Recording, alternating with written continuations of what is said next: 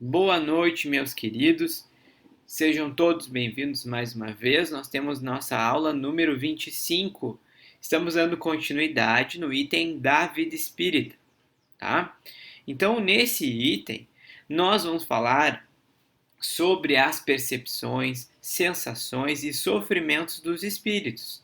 Ora, o que acontece com a gente quando a gente deixa o nosso corpo aqui na Terra e vai acessar essa outra dimensão, esse outro lugar?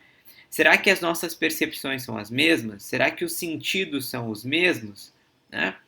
O nosso corpo já não está mais com a gente. Então, os nossos olhos, a nossa pele, os nossos tecidos, né, que hoje compõem o nosso corpo, não vão estar mais com a gente. O que vai estar com a gente? O nosso corpo e o nosso corpo não, o nosso perispírito, né, e a nossa alma, ou melhor dizendo, o nosso espírito, né? A gente sabe muito bem que a alma nada mais é do que o espírito encarnado. Então vamos lá. Numa dessas respostas dos espíritos, eu resolvi selecionar ela para a gente trazer já no início, porque vai nos ajudar a entender um pouquinho mais. Então, o que eles dizem? Ó? Todas as percepções constituem atributos do espírito e fazem parte de seu ser. Então, os sentidos que nós temos são, na verdade, parte do espírito. E quando o espírito ele está agora encarnado, com revestido do corpo, são os órgãos do sentido que vão conduzir essas percepções, mas elas são inerentes ao espírito, tá? Então, provavelmente o que vai acontecer é que o nosso corpo, através dos sentidos físicos, vão captar essas percepções, mas que é inerente do espírito, tá? Então, quando a gente desencarna, essas percepções elas não têm mais as mesmas localizações, porque essas localizações dos órgãos dos sentidos têm a ver com o nosso corpo, mas quando a gente desencarna, essas percepções elas não têm mais um local específico no espírito. Então, isso já mostra a amplidão, a magnitude que isso pode nos gerar de percepções quando nós desencarnamos. Então a gente faz um comparativo, e os espíritos fazem esse comparativo, que o nosso corpo é como se fosse um véu. Né? Vocês estão vendo ali um chapéuzinho, o pessoal vai caminhar, fazer trilha, né? Geralmente põe esse chapéu para que não venham moscas, né? Incomodar. Então o corpo da gente é como se fosse esse véu. Então esse véu ele nos protege, mas também nos faz limitar, nos limita os nossos sentidos visuais, táteis, todos esses sentidos são limitados. E olha o que ele diz, ó, a inteligência é um atributo do espírito, que no entanto se manifesta mais livremente quando este não tem entraves a vencer. De novo, né? O corpo, nesse caso, né, nessa questão de percepção, é um entrave, é um bloqueio, é um filtro que faz com que a gente não tenha uma percepção completa das coisas, do universo e de tudo que existe ao nosso redor. Então, nossa visão ela é diminuída, ela não é ampliada como de um espírito desencarnado. Olha a pergunta 239 do Allan Kardec, ó. Conhecem os espíritos o princípio das coisas? Interessante, né? Então, será que os espíritos conhecem o início de tudo, o Big Bang?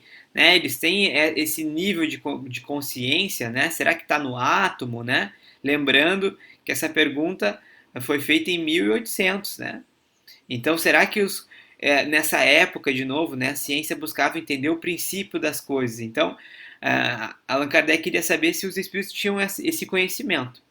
E aí, os espíritos já começam a nos mostrar o grande ponto, o grande ponto na questão de percepção. Tá? Depende da elevação e da pureza que hajam atingido.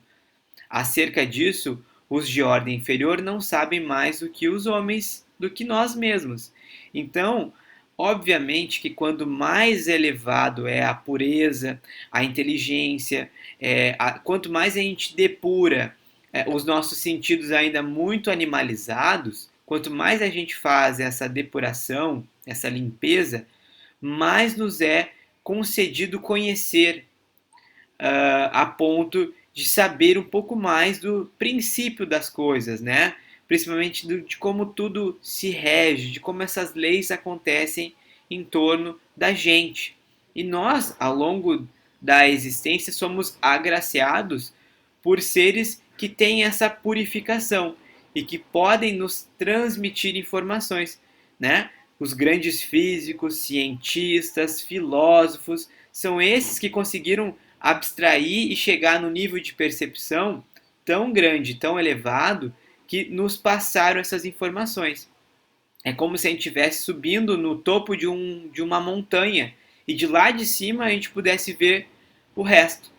Então, quem consegue se elevar e ver o resto, consegue ter essa visão ampla das coisas e nos explicam de uma maneira mais fácil, mais didática para nós, né?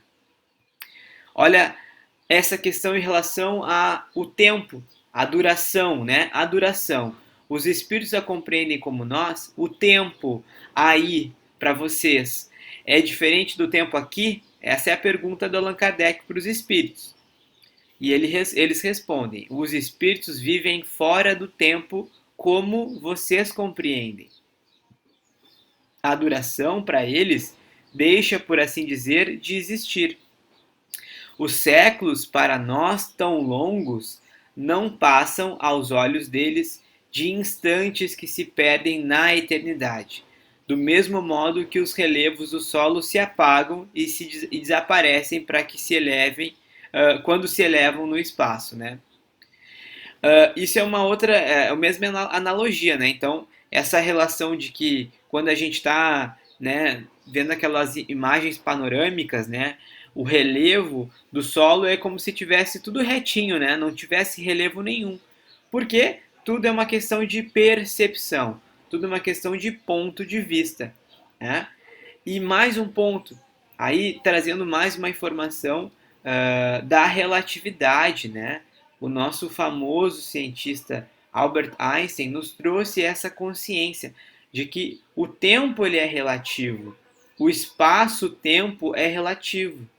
Então tudo isso é importante para a gente entender como essas percepções que para nós são tão fixas e imutáveis são nada mais, nada menos do que pontos de vista que podem ser modificados à medida que nós nos elevamos e nós depuramos a nossa matéria, tá? Olha lá, em relação ao passado, os espíritos têm conhecimento do passado esse conhecimento ele é ilimitado, né? Ou é limitado como o nosso, né? Que nós sabemos que nós desconhecemos o passado. Ó, olha que interessante a resposta deles. O passado, quando com ele nos ocupamos, é presente. Então, quando nós nos ocupamos com o passado, nada mais é do que o nosso presente. Entretanto, como não temos mais o véu material que obscurece a tua inteligência, lembramo-nos de coisas que se apagaram para a tua memória, mas os espíritos não conhecem tudo, a começar pela sua própria criação. Então, os espíritos, eles não conhecem, eles não sabem, eles não têm conhecimento no início da sua criação, quando eles foram criados. Mas sim, à medida que a gente vai também evoluindo, a gente vai tendo acesso a questões do passado, mas que nós no momento não temos essa visão. Olha lá, ó, o véu material que obscurece a sua inteligência. De novo, eles utilizam o véu como se fosse o corpo material obscurece a sua inteligência. Então nós não temos a visão ampla nem do passado e nem do futuro, que é a próxima pergunta. E o futuro, os espíritos conhecem? Ainda isso depende da elevação que tenham conquistado. Então vocês vão percebendo que todas as respostas têm sempre a mesma ideia. Quanto mais elevados nós somos, mais percepções somos capazes de adquirir, de perceber, mais sentidos apurados nós temos, né? É como se nós fôssemos aos poucos afinando os nossos sentidos, de todas as formas, né? Os sentidos agora nós estamos falando de sentidos que vão além do corpo físico, né? Que é o conhecimento do passado, que é o conhecimento do futuro, né? Depois a gente vai falar sobre a visão também. Ainda, olha a resposta, ainda isso depende da elevação que tenham conquistado. Muitas vezes apenas o entrevêm, né? Tem uma leve visão rápida do futuro, porém nem sempre lhes é permitido revelá-lo, né? E de novo, por que não nos é permitido saber o futuro? Ora, se o futuro for implicar no nosso presente, e se nós não estivermos com sabedoria para entender esse futuro, isso vai interferir negativamente no nosso processo evolutivo, né? Se nós descobrirmos que daqui não sei quantos anos, 10 anos, 20 anos, nós vamos desenvolver uma doença autoimune, ou enfim, isso vai nos impactar negativamente, porque a nossa expectativa, a nossa ansiedade vai começar a aumentar a todo momento, né? Então, só é permitido aquilo que nós temos capacidade de absorver sem que nos cause malefícios, né? Por isso que nós também não temos o conhecimento tão profundo nem do nosso passado e nem do nosso futuro. O negócio é a gente focar no presente. E quando vem, parece-lhes presente. Então, quando os espíritos conseguem ver o futuro, parece que eles estão no presente vivendo esse futuro. À medida que se aproxima de Deus, tanto mais claramente o espírito descortina o futuro, né? Quanto mais evoluídos, mais próximos estamos de conhecer essas belezas maravilhosas. Os espíritos veem a Deus, né? Agora estamos usando esse conceito de visão, né? Essa capacidade de ver de fato, né? Só os espíritos superiores o veem e compreendem. Os inferiores sentem e adivinham.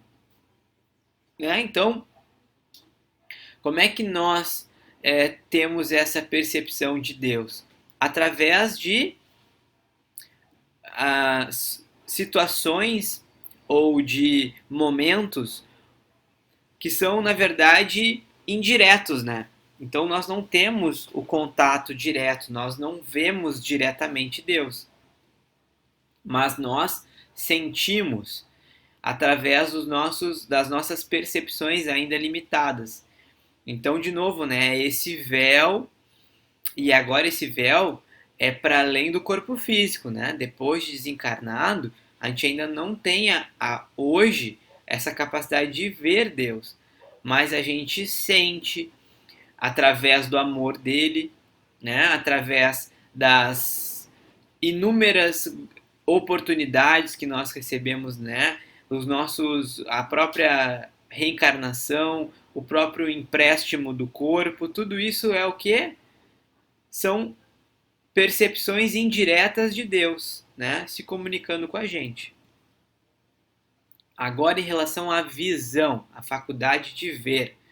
No espírito, a faculdade de ver é uma propriedade inerente à sua natureza e que reside em todo o seu ser, diferente do corpo físico, que nós temos, né, 2 olhos, e é somente a visão que nós temos do olho para frente, né, visão periférica. Nós não temos uma visão 360.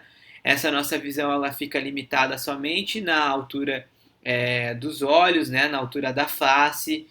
Se nós fechamos os olhos, nós não podemos ver, mas o espírito, essa propriedade, ela está em todo o seu ser, em toda a sua parte. É uma espécie de lucidez universal que se estende a tudo, que abrange simultaneamente o espaço, os tempos e as coisas. Lucidez para a qual não há trevas nem obstáculos materiais. Olha como a visão na vida espiritual ela é muito mais ampla e muito diferente do que a gente está acostumado. Olha só, ela se estende a tudo, abrange simultaneamente o espaço e o tempo. Obviamente que quanto mais evoluído nós somos, maior é o nosso campo de visão, né? A ponto de ver o passado e ver o futuro. De novo, né? A visão dessa forma muito mais abrangente. Visão agora no homem, né? Então o homem, a visão se dá pelo funcionamento de um órgão, que a luz impressiona. Se nós não temos luz, nós não conseguimos ver, como se fosse tudo escuro, né?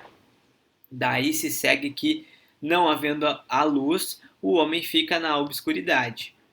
De novo, essa resposta ela também tem um ponto de vista mais amplo. Ó, daí se segue que, não havendo a luz, o homem fica na obscuridade. Essa luz, meus queridos, não é somente a luz visível ou o comprimento de onda que nós chamamos de luz, né?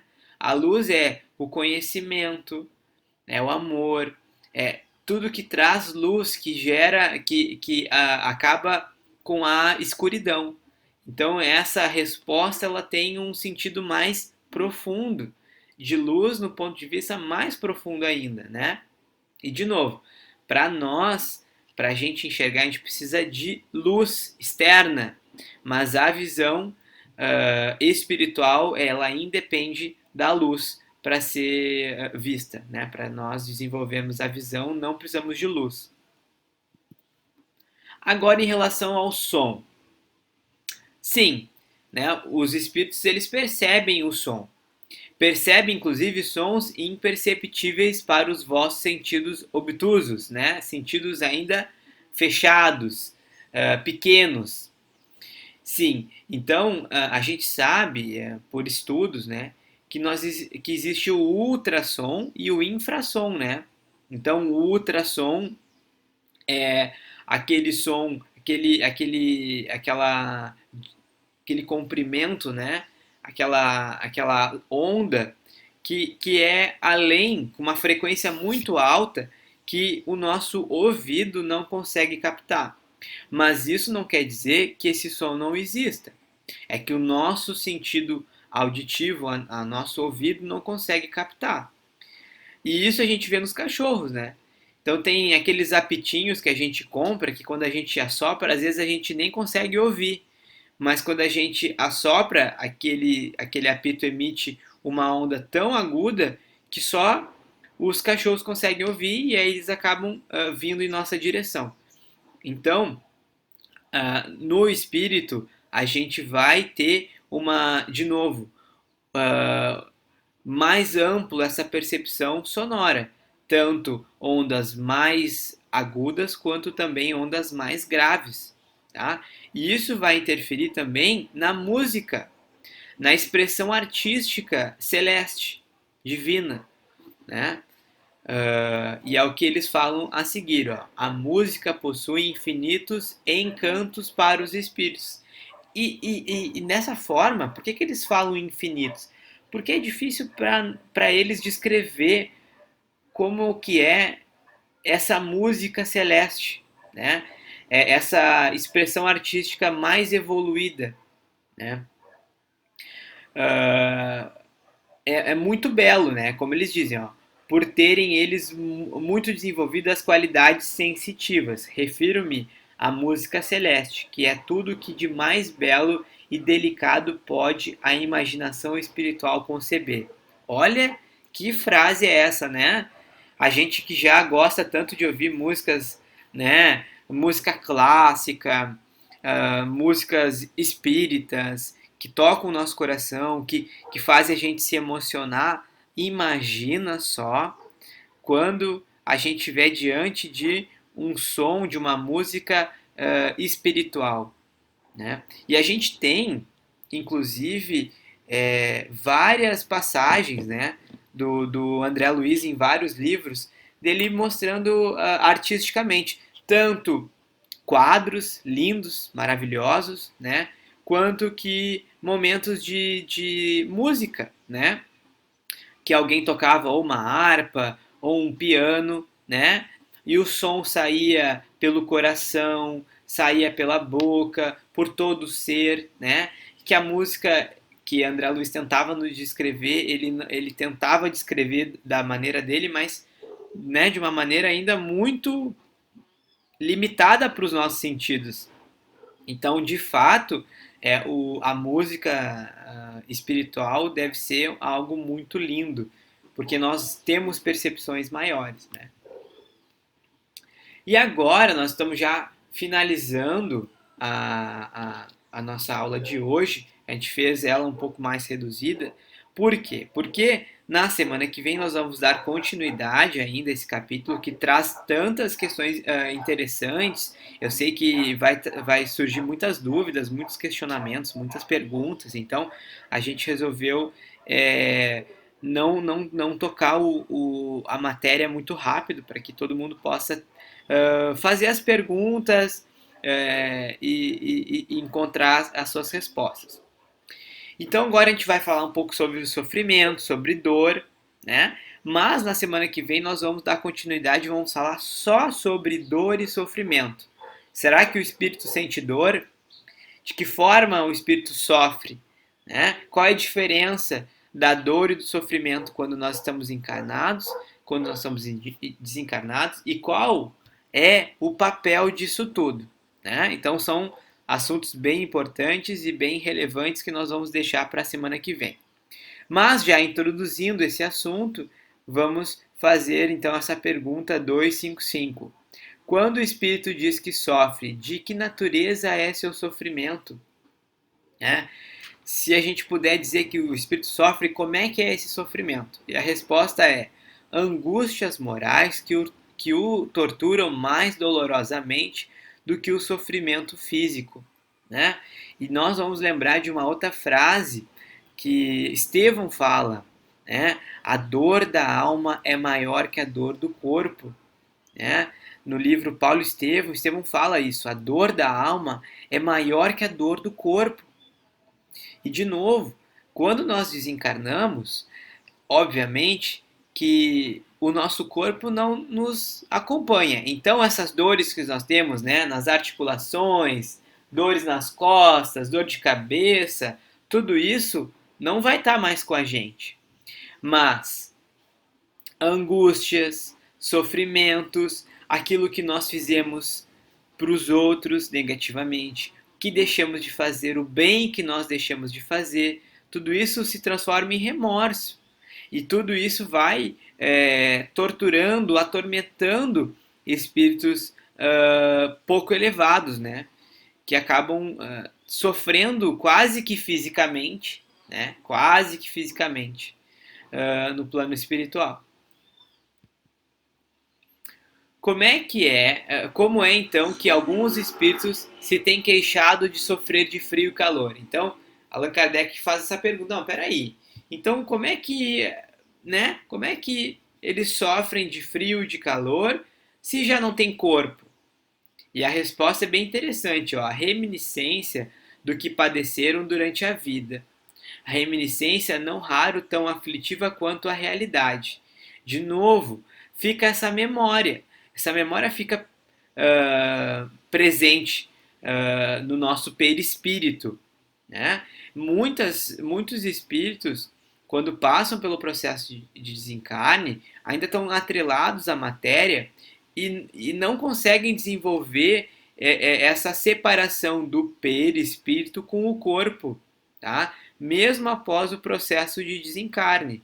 Já foi feito esse processo, né, que é um processo elaborado, não é um processo fácil, rápido, é um processo que é planejado, que envolve vários outros espíritos para que nos favoreça essa liberação e esse processo de desligamento do corpo. Mas mesmo após esse processo de desligamento, o nosso perispírito pode estar atrelado ao corpo, dependendo da nossa vontade, da nossa ignorância, daquilo que nós fizemos na vida passada e que nós ainda estamos muito atrelados à nossa vida, né? Aos bens materiais, aos familiares.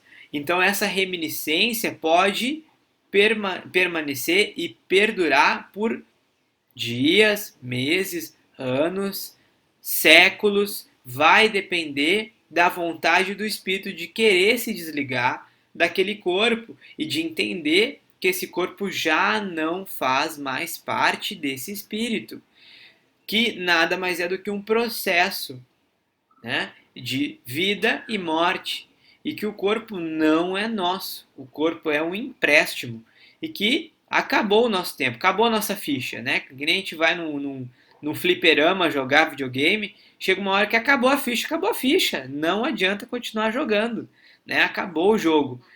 E para muitos isso ainda é muito torturante, muito doloroso, entender que o nosso processo, acabou.